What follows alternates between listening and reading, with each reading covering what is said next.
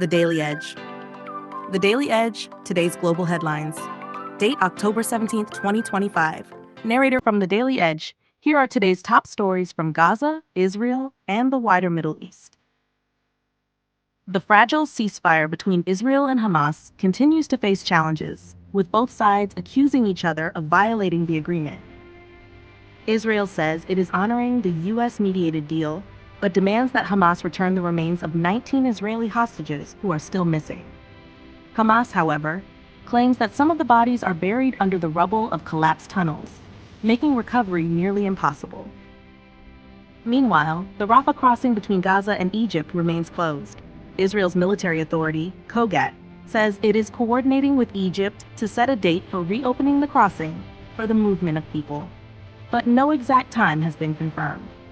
For now, all humanitarian aid is being redirected through the Kerem Shalom crossing, where it undergoes Israeli security inspections.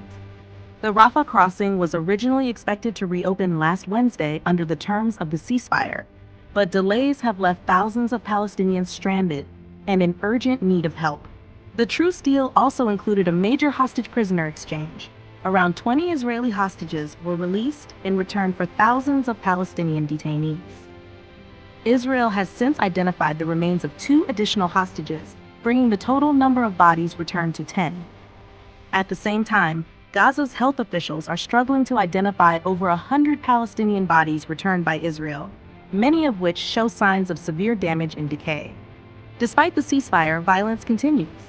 Hamas says at least 24 Palestinians have been killed by Israeli fire since the truce began. Israel rejects the claim, insisting that its actions are responses to security threats. The United Nations has again called on Israel to open all Gaza crossings to allow a surge of humanitarian aid. The UN warns that current aid deliveries are far too limited to meet the needs of more than 2 million people living amid destruction, hunger, and medical shortages.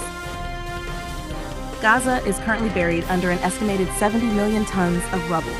Electricity, water, and food are scarce, and hospitals are struggling to operate. While politicians debate the terms of the ceasefire, ordinary people continue to endure unimaginable suffering. The ceasefire may exist on paper, but on the ground, life in Gaza remains a daily struggle. The world watches closely, waiting to see whether this truce will hold or collapse once again. Narrator, for the latest updates, stay with the Daily Edge. Truth matters, and we will continue to report it.